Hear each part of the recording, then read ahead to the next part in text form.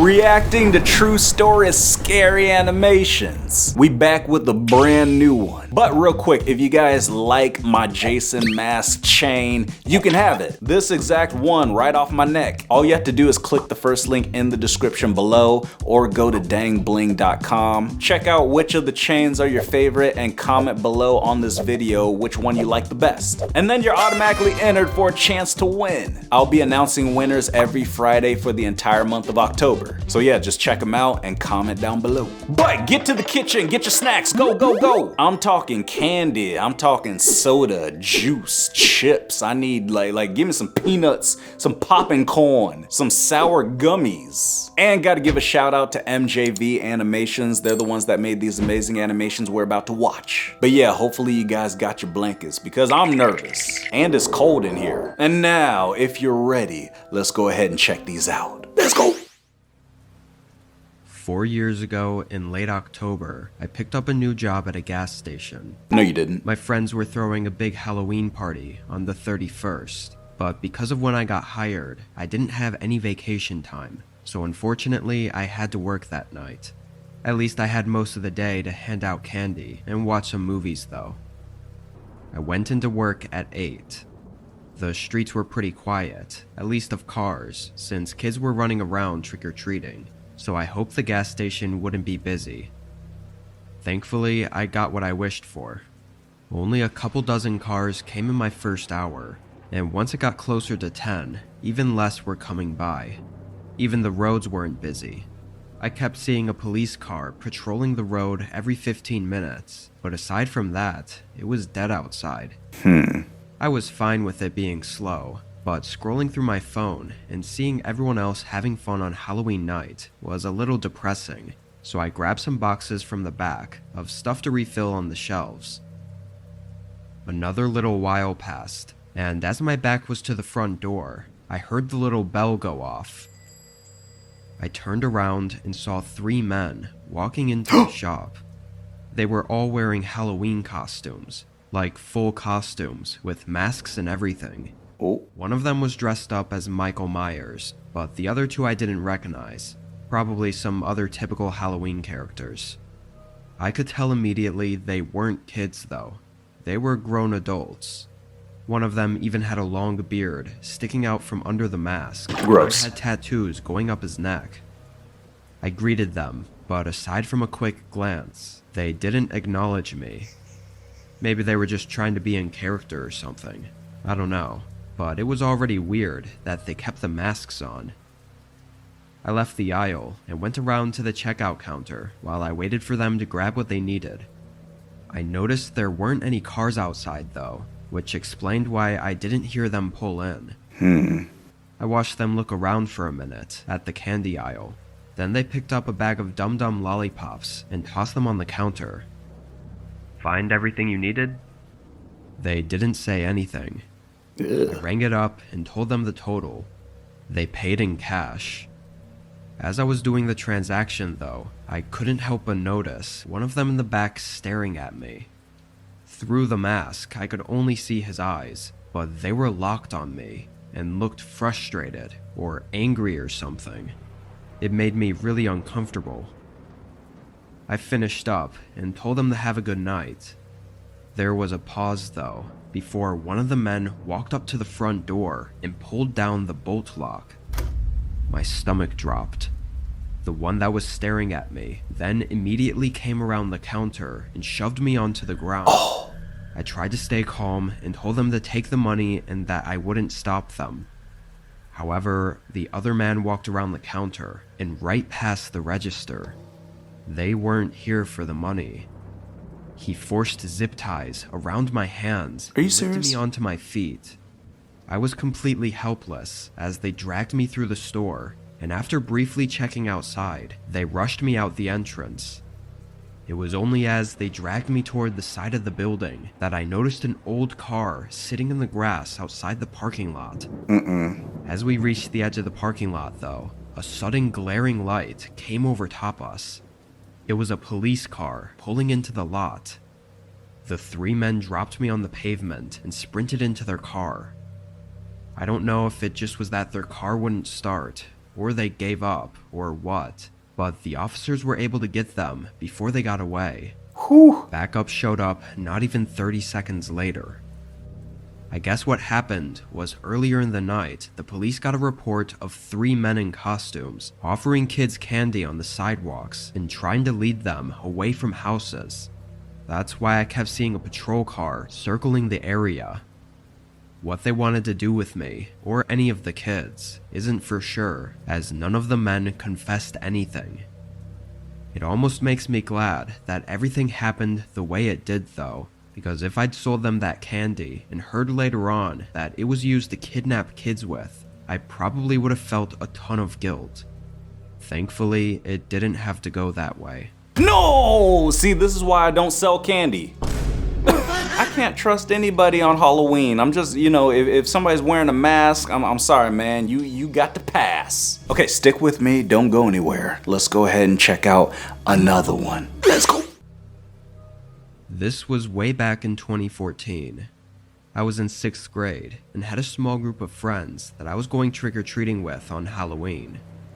Now, every time before this, one of our parents always felt the need to tag along, which never let us have the full experience, knowing we were being watched. Why do they look so mad? But this year, we were free to do as we please, so we wanted to make the best of it. It was me and my friends Johnny, Colton, and Wes.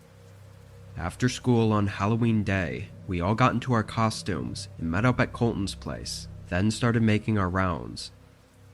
Honestly, I don't think any of us thought it would take so long to go through Colton's neighborhood. Most of the houses had good stuff though, even full-sized candy bars at some of them. It was about 8 o'clock when we made it to the other neighborhood. None of us had ever really been there, but it had even bigger houses that we knew had to have the best candy. It was pretty dark out now, and these houses were more covered by trees, so it probably wasn't a good idea to go there. But of course, we still did. We went down the street, stopping at 10 or so houses, when we went up to the last one on the block. Uh-oh. This one was noticeably more spread out, further from the other houses, and it looked older, like it was probably there before all the other houses were built around it. Johnny wanted to skip it and turn the corner to the next block, as he thought there was something off about it, but the rest of us didn't listen. We walked up to the porch and rang the doorbell. They had a few carved pumpkins on their doorstep, so we thought they probably had stuff to hand out. But we waited for a good 30 seconds and didn't hear anything inside, so we started to walk off the porch when we suddenly noticed a person by the garage. He was walking toward us. He was an older guy, Oh maybe no. 50, and he had a big smile. "If you'll wait just a minute, I can get y'all some candy. I just picked up more from the store." We never saw him pull in though, and he kind of seemed to come out of nowhere. We said it was okay, and that maybe we'll come back around. His smile fell flat as we walked away. All of us felt a little weird after that, so we moved on to the next block. There was something about that guy that was just creepy. All of us felt it too, which made us feel like there might have actually been something wrong with him. We went up to a few more houses though, but it was starting to get really dark out, and we decided to head back to Colton's place to spend the rest of the night there. Instead of going back the way we came, we turned down the next street that was in the direction of the main road. This one only had a couple houses on it, and the rest was just forest. There weren't even many lights on the road. I think all of us were a little uneasy walking down there, as most of us had even stopped talking. Then, out of nowhere, there were footsteps beside us. Oh, coming no. From the trees. That guy came walking up to us. He had that creepy smile again, and tried waving at us as he made his way through the brush and trees and onto the road. All of us backed up as he started talking. I didn't even hear what he said. Ew. He lunged toward Colton. Somehow he didn't get him, and all of us sprinted away before anything else could happen. We didn't stop running until we got to the main road. We crossed back into Colton's neighborhood and felt way more safe, so we caught our breath and started walking again. The walk back to his place was only 10 minutes, but around halfway there, an old gray sedan with tinted windows started passing by us. The first time we barely noticed, but they circled around 2 more times, slowing down each time they passed us. We picked up the pace and got back inside Colton's house. None of us really knew what to do after that point. Stupidly, we chose not to tell anyone because we thought they would have never let us out alone anymore. We never saw that guy again though. What he would have done is unknown. Ugh. You see, I told you dang kids to stop staying out so late. That's when the weirdos come out. But sometimes you gotta do what you gotta do to get that candy. Okay, don't go anywhere. We're just gonna watch one more. There you go. It was late fall. I always look forward to this time of year. I look forward to your mama. Halloween was also one of my favorite holidays, given all the horror movies to watch and fun decorations to put up. This was the day after Halloween though. I had the day off of work, but I was pretty exhausted from a party I went to last night, so today I just wanted to relax and get a few things done around the house. My plan didn't exactly go as planned though. I lay down for a nap around 2 o'clock and never set an alarm. It wasn't until there was a ring at my doorbell that I woke up. I groggily opened my eyes and looked at my phone. It was 9 p.m. Dang. I immediately sat up, frustrated at myself for wasting the whole day napping, but I was quickly interrupted by the doorbell again. I got out of bed and put a sweatshirt on, then walked downstairs and up to the door. Looking out the peephole, I didn't see anything, so I opened the door. No one was out there. I did answer the door really late, so I thought they probably just walked away. However, just as I was closing the door, I saw someone. They were standing just 20 yards away, near a tree in my front yard, and they had a mask on. Like one of those generic ones you could get at any Halloween shop. They were looking right at me though. I thought it was just a kid playing a prank, so I just closed the door. I went to the bathroom and splashed some water on my face to wake myself up, then headed to the kitchen to do some dishes and clean up. I was in there for probably around 10 minutes when I heard someone's voice. It was very muffled and from somewhere outside. I turned around and looked at the back door, and just barely I could see someone walking in my backyard. It looked like they were just passing through until they started coming back around toward my house. They were walking just outside the reach of my back porch light, kind of like they were trying not to be seen. From what I could see though, it looked like they were alone, so I wasn't sure why I'd heard someone talking. Once they got closer, I heard their footsteps walk along the side of my house. I tried to follow the sound, but suddenly lost them. It was quiet, no voices or footsteps.